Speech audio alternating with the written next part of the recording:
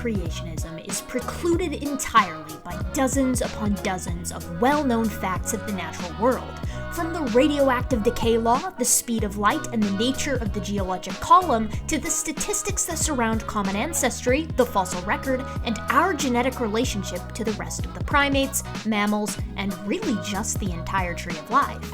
But so frequently I encounter what I am calling bite-sized busts, aspects of STEM fields that entirely preclude young Earth creationism that aren't typically talked about, but bust hard nevertheless. Be it geology, anthropology, astronomy, or physics, here we discuss the minutia of fields that leave young Earth creationism out in the cold. If you're new to the channel, don't forget to subscribe if you like this kind of content, leave a like and maybe a comment, and if you feel like supporting the channel in other ways, you can check out my Patreon, my PayPal, or stores. Today we are discussing how Proboscideans, or elephants and their extinct kin, preclude young Earth creationism, and we are doing it with a very special guest, just a walking fish. Discussing just how lethal Proboscideans are to YEC may seem like a mammoth job, but I think we're up to the task. Or should I say tusk? In an oddly appropriate fashion, this bust is a little bit more elephant-sized than human-sized. As such, this video is going to be quite long. And before we get into just how unbelievably problematic this particular topic is for young Earth creationism, like all the topics are, we first must delve into a bit of the wild and expansive world of Proboscidean phylogeny and evolution. Proboscidea is an order that encompasses a wide range of animals, much like the order primates. However, Proboscidea is rarely as appreciated for its positively elephantine variety of species. This is because the majority of the species in Proboscidea have long gone extinct, leaving only 3 extant members to represent the entire group. Our modern era boasts the least diversity for the Proboscidean order since their origins back in the Paleocene, with most lineages going extinct less than 1 million years ago. When considered across the geologic column, few animal lineages have adopted the megafaunal role as successfully as Proboscideans. In 1796, Georges Cuvier published his first paper describing the morphological differences between extant elephants and fossils that had been found in Siberia and America. He concluded that not only were extant elephants at least 2 different species, the fossils also represented distinct species that were no longer living. This supported his conclusion of extinction, making this idea broadly accepted within the naturalist community. Soon after, Johann Illiger coined the term Proboscidea to include elephants as well as their extinct relatives of mammoths and mastodons. Extinction would be a difficult concept for young Earth creationists to grapple with, but eventually it would be written off as simply a result of the sin of mankind. Meanwhile, in the realm of legitimate and conventional science, the question quickly became, well, mass extinctions are evident, but did they occur as a slow burn or through punctuated catastrophic means? The answer, which would come about centuries later, would be both, and meanwhile, Proboscidean phylogeny was really getting started. In their oldest classifications, Proboscideans were considered members of the order Pachydermata, which contained ungulates with thick skin. Other pachyderms included hippos, swinids, hyraxes, sirenians, horses, tapirs, and rhinos. In 1945, George Gaylord Simpson upheaved the ungulate phylogeny using more in-depth comparative morphology, grouping elephants, hyraxes, and sirenians as Pinungulata and Perissodactyla as a sister group. This morphological phylogeny held up until fairly recently. Genetics, however, changed the game. Studies in the past 25 years have pulled Paeonungulata as well as aardvarks out of Ungulata and placed them firmly in the superorder Afrotheria, making them far more closely related to tenrecs and the ironically named elephant shrews. Within Paeonungulata, Proboscideans are grouped in Tethetheria, making Sirenia, which contains dugongs and manatees, their sister clade. They likely shared a semi-aquatic ancestor in the early Paleocene. This is supported by embryological and paleontological lines of evidence, and elephants still have an affinity for water to this day. Despite the colossal sizes that later forms achieved, Proboscideans had a relatively humble origin. The earliest known and most basal proboscidean is Erytherium, which was dated to the Middle Paleocene of about 60 million years ago. This animal is known from only the anterior part of the skull containing the maxilla, zygomatic arches, and some teeth, but the find spoke volumes about early proboscidean evolution. Teeth are often used to help classify mammals, as terrestrial mammals tend to evolve specialized teeth in relation to their diet or aspects of their sociality. In proboscideans, it's typically the molars that act as the best indicator for phylogenetic placement. Tusks, the classic and sexiest elephant trait, are ironically quite poor at placing a species. Molars are the extant elephant's bread and butter. Modern elephants have molars with massive enamel ridges, known as extreme lophodonty, in order to cope with their abrasive diets. Grinding these teeth subjects them to wear. Fortunately, elephants have evolved molars that replace themselves many times over. An elephant will go through 6 sets of molars in a single lifetime, with worn teeth falling out as new teeth emerge from the back. The wrinkled enamel ridges are variable across species, making them excellent diagnostic tools. Tusks, on the other hand, are merely standard specialized incisors with fairly typical shapes. In the case of Erytherium, dentition provided a link between early penungulates and early Afroinsectophilians, seeming to be transitionary between bunodont molars like the other Afrotherians, and lophodont molars like modern elephants. If you're curious what bunodont molars look like, open your mouth real wide in front of a mirror because human molars are bunodont as well. Erytherium would have been quite small, with mass estimates placing it at about 5 or 6 kilograms, with a shoulder height of about 20 centimeters. Considering the morphology of other early Tethitherians, Erytherium would have likely been similar in size and overall body shape to a modern dachshund. One of the earliest successful branches from the line that eventually led to modern elephants contains the Plesioelephantiforms. This lineage contains some of the earliest known proboscideans, such as Numidotherium, and some of the first proboscideans to attain megafaunal sizes, such as Barotherium, an undeniably stunning specimen. Dear God, it's beautiful. Damn, boy, he's thick! The most successful line of the Plesioelephantiforms would be Dinotheriidae, which comprised the first radiation of proboscideans. Dinotheres would have looked familiar as an elephant with some startling novelties. They had downward-pointing tusks protruding from their bottom jaw instead of the top, which have been proposed as vegetation-stripping adaptations. While muscle attachments have been found suggesting a trunk, they weren't nearly as well endowed as modern elephants and instead resembled modern tapirs. Prodinotherium was likely the first proboscidean to leave Africa, with remains found from continental Europe to the Indian subcontinent.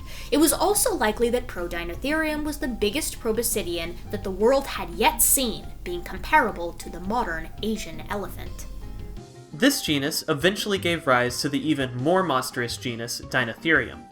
Some Dinotherium species would have regularly sported sizes of over 10,000 kilograms, with certain individuals obtaining sizes of over 15,000 kilograms. This is double the mass of most African bush elephants, the largest living species, and even dwarfs the largest recorded modern elephant on record. Despite their early radiation and initial success, these giants disappeared from Eurasia by the Pliocene. However, populations persisted in Africa until the early to mid-Pleistocene, about 1 million years ago, and coexisted with many of our own ancestors.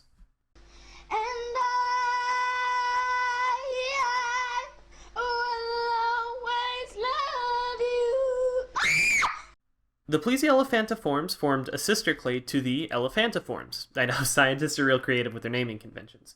The Elephantiforms, in turn, contain some very early and basal proboscideans, such as Paleomastodon and Phiomia, as well as Elephantomorpha.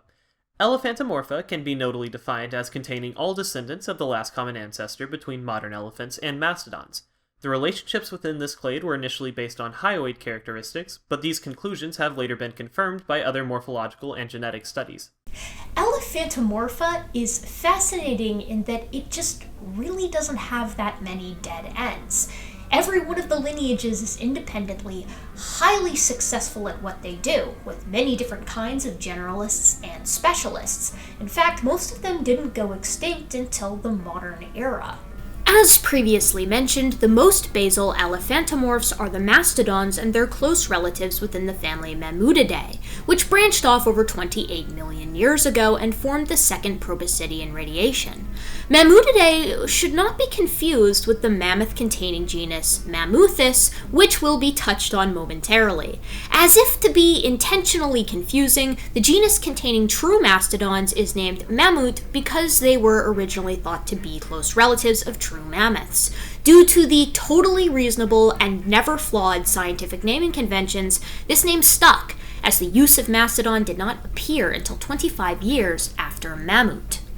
The two most successful genera within Mammutidae were Mammut and Zygolophodon. These iconic names may sound like they came right out of a Voltron spin-off, but they actually find their inspiration in the molars of these animals. Another characteristic tooth would be their generally long and straight tusks located on the top jaw.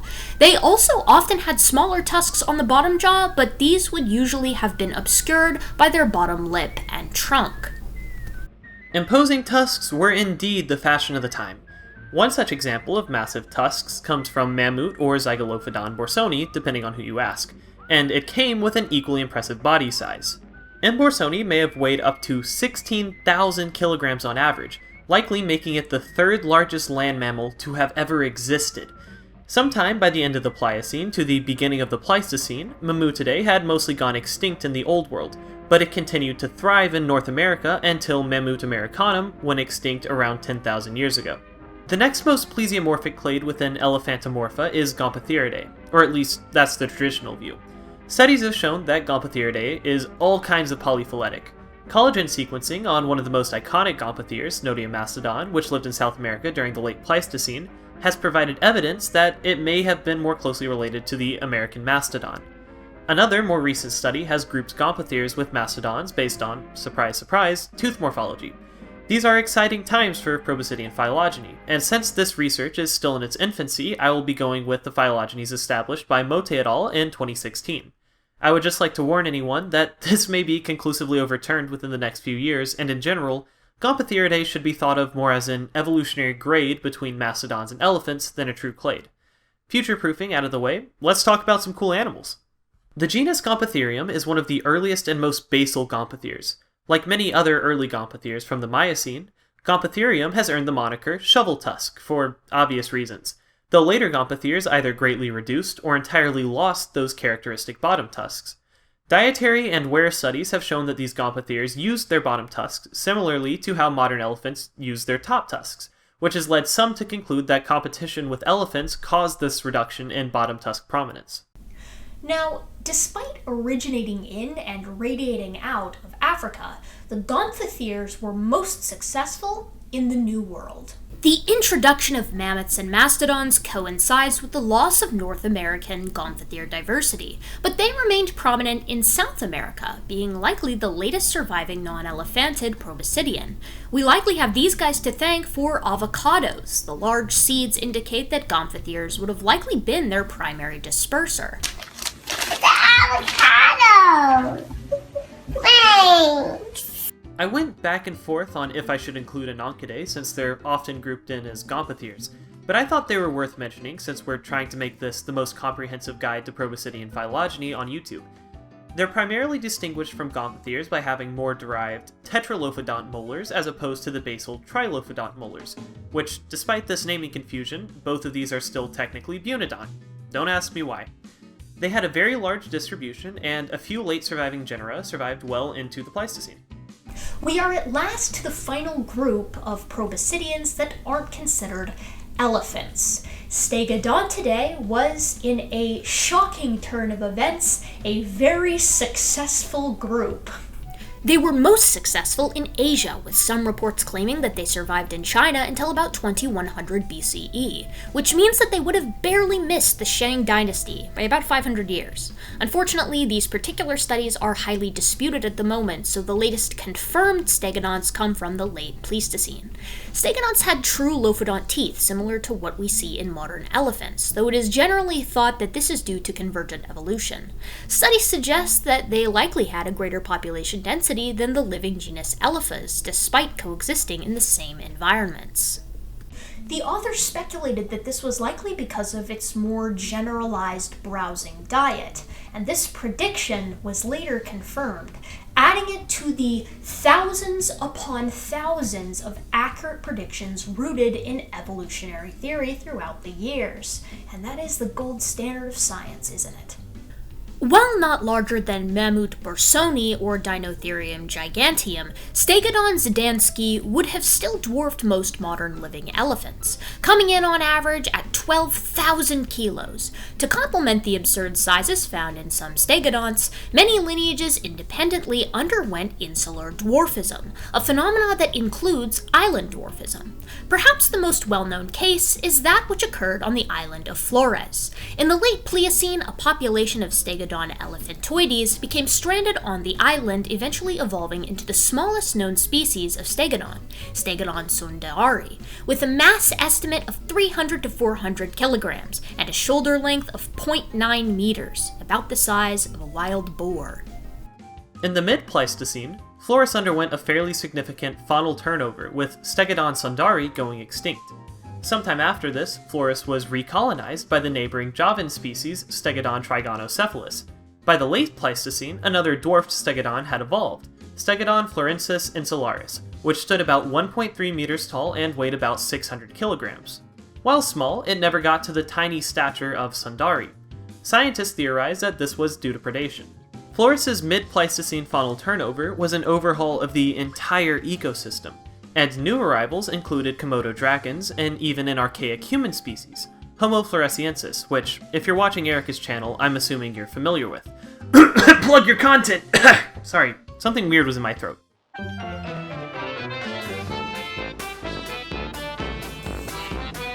Anyways, both of these animals are known to have predated on S. florensis insularis, and although the island still had the resource constraints that shrank S. sundari, this new predation caused a selection pressure in the opposite direction. For a video about elephant phylogeny, it's about time we actually got to elephants, right? Most people would have considered all of the previous animals elephants, except for maybe Plesioelephantiforms because they're really weird. But phylogenetically, the term elephant is notably defined as the most recent common ancestor of the African elephant, genus Loxodonta, and the Asian elephant, genus Elephas, and of course all subsequent descendants. This family likely arose in sub-Saharan Africa during the late Miocene around 5 or 6 million years ago. One possible ancestral genus would be Primelephas, though of course it's pretty much impossible to conclusively prove ancestry with only fossils, and studies sometimes place it closer to Elephas than Loxodonta. An interesting thing to note would be its bottom set of tusks. As you've probably gathered by now, the loss of bottom tusks and fixation of upper tusks has convergently happened many times throughout the Proboscidean phylogeny, and as such, it's a pretty bad metric for making trees. It is interesting, and a little unfortunate, that the only surviving species today just have upper tusks, and may even lose those too from the ivory trade. Overall, the phylogeny and relationship between the various members of Elephantidae is extremely murky. Through the various genetic studies throughout the years, we have learned that elephants, both extant and extinct, really like to reproduce, and they are not picky about who they try to have sex with. This means hybridization with contemporaneous species in overlapping geographic range was an inevitable consequence. Palko-Paulau et al. Found that the gene flow between elephantid species was common and characterized many lineages of the past. Straight-tusked elephants appear to descend from a mixture of 3 ancestral populations related to the ancestor of African elephants, the woolly mammoth, as well as present-day forest elephants. Support for interbreeding between North American woolly and Columbian mammoths was uncovered, however, no evidence of recent gene flow between forest and savanna elephants could be found. This demonstrates that central to the evolution of elephantids is gene flow and isolation. Now, Proboscidean phylogeny is still a work in progress, so please keep that in mind whenever it is that you're watching this video, as because this is still a study in its infancy, the distal ends of the trees of Proboscideans may swap around as we learn more about this massively diverse group of mammals. But what cannot be understated is the sheer success that Proboscideans as an order experienced during the Cenozoic. Incredibly prolific, particularly in their diversity, there are just a ton of species and subspecies of these types of megafauna. How many species and subspecies, you might be asking? Well, it depends entirely on who you ask. Proboscidean phylogeny is hard enough without the incomplete fossil record and messy business of what defines a distinct species. It's time to stop! It's time to stop, okay? No more! It's time to stop! Conventional science has two primary numbers floating around. The first is from Shoshone and Tassi in 2005 at 175 species and subspecies. This has, in subsequent work, been added to and now falls around to 188. The other number is 352, which comes from Osborn back in 1942. Finally, and somewhat out of left field, Answers in Genesis has proposed an outrageous number of over 500 species, evidently in an attempt to account and future-proof for future Proboscidean paleontological finds. This will probably come as a shock, but all three of these numbers are extremely problematic for Young Earth Creationism, and that they entirely preclude it as a possibility. That sucks. But the number of species isn't the only issue at hand. As we all know, Young Earth Creationism requires a spontaneous creation event some 6,000 years ago, as well as a global flood event some 4,400 years ago that is responsible for all layers of the geologic column from the Cambrian to the Cretaceous, as well as their fossils, every impact event or mass extinction signature within said layers, the current positioning of the continents, the state of decay of all radioactive elements, and finally, the various levels of diversity for all extant life. So, what kind of problems do Proboscideans present to Young Earth Creationism specifically? Well, in a biological sense, all of the problems. They present all of the problems for Young Earth Creationism, but let's start with species diversity. Creationists consider modern elephants to be of the same kind, and will vaguely imply this extends to all of Proboscideans. You may be new to all of this and are wondering what a kind is. Kind, or created kinds, is creationist jargon that essentially means unsubstantiated and taxonomically restricted group. It finds its roots in Genesis, where God refers to Barraman, and creationists suppose that these are the limits of evolution. It roughly tends to equate to the family level, but not always, because it's unempirical. So all dogs or members of Canidae are within a kind, and all bears or members of Ursidae are within a kind, and nothing can evolve outside of its created group. No one asked the creationists about the amphicyonids or dog bears because it might upset them. Now, Answers in Genesis has boldly lumped all of Proboscidea into a single kind, albeit tentatively. You know what? We didn't say that, no, but it looks an awful lot like that, doesn't it? Until they have clarified their baramenology, or study of created kinds, we will operate as though the entire order of Proboscidea is a single kind. In a moment, we will also imagine what an arc with more than one Proboscidean kind would look like. With 188 to 500 species and subspecies as our range, you're probably wondering how we could possibly get that many in a mere 4,400 years, especially considering modern elephants have the longest gestation time of any land mammal at 22 months in African species, as well as a lengthy generation time, 22 to 31 years. At 4,400 years, we get some major issues right off the bat running the math and making some generous assumptions. Suppose we were to allow them to have one new species or subspecies every single generation, a phenomena that has, of course, never been observed in nature or in the lab. If we use Shoshone and Tassi's numbers from 2005 as well as subsequent studies of 188 species and subspecies, we end up with 4,136 years if the generation time is 22 years, and 5,828 years if the generation time is 31 years in order to get all 188 species. This means for the lower end of the generation times, we barely squeak by that 4,400 years, but once we reach 31 years for a generation time, it is simply untenable under the Young Earth Creationist lens to get that many species of Proboscidean. Suppose we use Osborn's numbers from 1942 of 352 species and subspecies of Proboscidean. While the matters are of course much worse. At minimum, it would take 7,744 years for every single species and subspecies of Proboscidean to diversify, assuming a new one every generation, and at most 10,912 years. But of course, it gets so much worse if we listen to Answers in Genesis. Because they propose that there were over 500 species of Proboscidean. Considering they lump them all into the same order, this creates a horrible situation for young Earth creationists. At minimum, the time to get the diversification, assuming a new species or subspecies every generation, is 11,000 years at minimum and 15,500 years maximum.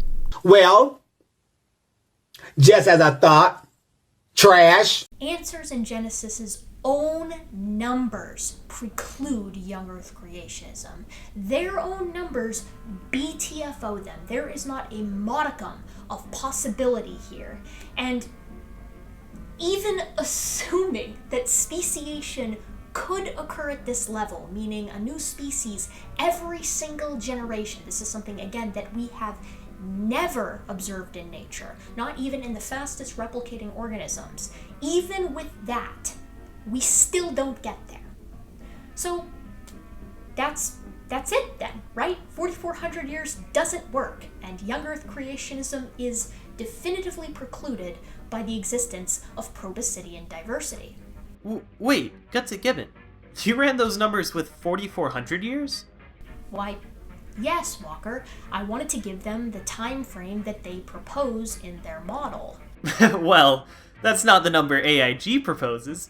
Let's take a moment to see what AIG resident geologist Andrew Snelling has up his sleeve. In Snelling's 2013 Answers research article, he provides the following chart. As we can see, mammoths appear just a few years after Babel. Since mammoths are among the most derived Proboscideans, all Proboscidean diversification has to occur between the flood and the first post-Babel generation, approximately here on the timeline.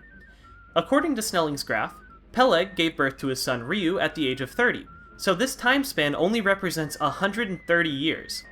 I'll give Snelling a bit more wiggle room since he just says mammoths and doesn't specify which species of mammoths, so I'll be using 150 years. I can't give him too much wiggle room since we still need millions of woolly mammoths in the Eurasian steppe alone, not to mention the other species and populations across the globe which all die out before Abram 350 years post-flood.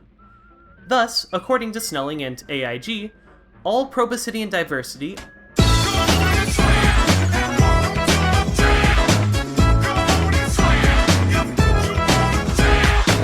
emerged in less than 150 years. At this rate, we're averaging 4 new species per year. If we assume the population of Proboscideans doubles every single generation, starting as soon as they get off the ark, there should only be 180 individuals produced in this time span. If every single individual represents a different species, so we're talking about a mother being a different species from her offspring, which are in turn a different species from each other, we're still 320 species short. To say that a single Proboscidean pair could account for this level of diversity is absurd. This level of speciation is physically impossible, so it doesn't even come close to matching observational data. Not scientifically possible! And this is particularly troubling given what we know about the mutation rate in extant Proboscideans. It's just gobsmackingly low. It is slow as molasses. In fact, running some numbers shows us that Proboscideans would have to mutate faster than viruses, which have some of the speediest mutation rates on the planet. You know what? We didn't say that, no, but it looks an awful lot like that, doesn't it? So perhaps splitting up the Proboscideans into multiple kinds will solve our problem. After all of Proboscidean diversity and speciation occurring in the post-flood world suggested by Snelling, that is to say, 200 years is indeed a tall order. So what if we made it easier for them? What if we allowed multiple different Proboscidean progenitor kinds onto the ark? Well, surely, for Noah, that would mitigate at least some of the problem. right? Wrong! You see, splitting these megafauna into several different kinds creates a different physical impossibility. The concept of kinds was really only popularized by answers in Genesis to solve this issue of fitting 2 of every kind of animal onto the ark. Pushing diversity to after the flood seems to solve a lot of their problems, that is, until we consider a fraction of extinct mammals, like the Proboscideans. So not only do Proboscideans take up a lot of space, even assuming that we're using babies, as Answers in Genesis tends to assert for, like, their dinosaur populations, we still have another mammoth issue. Feeding all of these Proboscideans. And this is particularly the case if we are working with multiple kinds of Proboscidean on the ark in order to relax the diversification stress of the post-flood world. We will run the numbers with African elephants, though it should be noted that many Proboscideans were larger and many were smaller than these extant animals. We will also be using the minimum requirements in order to account for the possibility of only taking juveniles. This is meant to be a best-case scenario for creationists. The basal metabolic rate for an African elephant can be approximated with 70 times the mass raised to 0.75. This is the basal metabolic rate, so it represents the amount of calories burned while sleeping rather than awake to really go easy on the creationists. Unfortunately for the creationists, elephants have a notoriously inefficient metabolism. They use only about 4/10 of the calories they consume, so this basal metabolic rate, or BMR, also gets divided by 0.4 to account for consumption. With a mass of 1,200 kilograms for our Proboscideans, a calorically dense feed of alfalfa, and the minimum AZA requirements for space, one pair of Proboscideans will require 2,495 meters cubed of the ark. Naturally, this will scale with the number of kinds taken aboard. If we say the flood boundary was the Pliocene-Pleistocene boundary, there were about 15 genera, probably an underestimate. So we can say about 15 ark kinds. While this slightly eases the problems of the insane speciation, it creates a new problem of trying to squeeze everything in.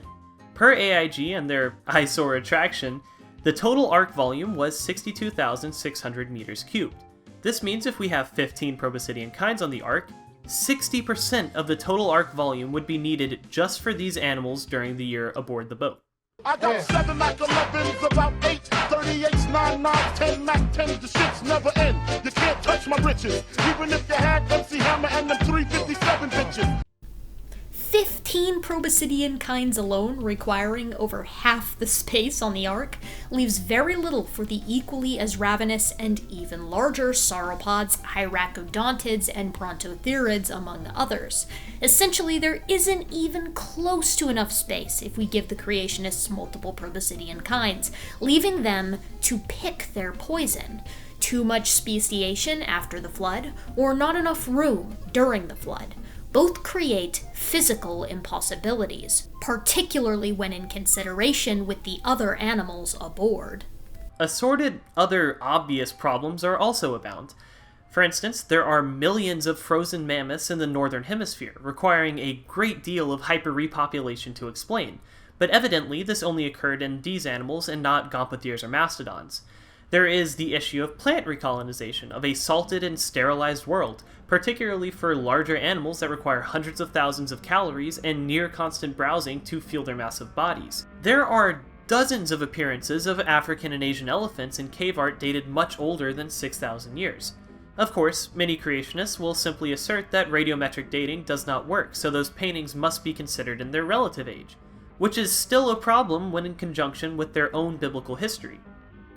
And then there's genetics, which creates another interesting issue, as any creationist will confidently and comfortably assert that Asian and African elephants are at the very least of the same kind.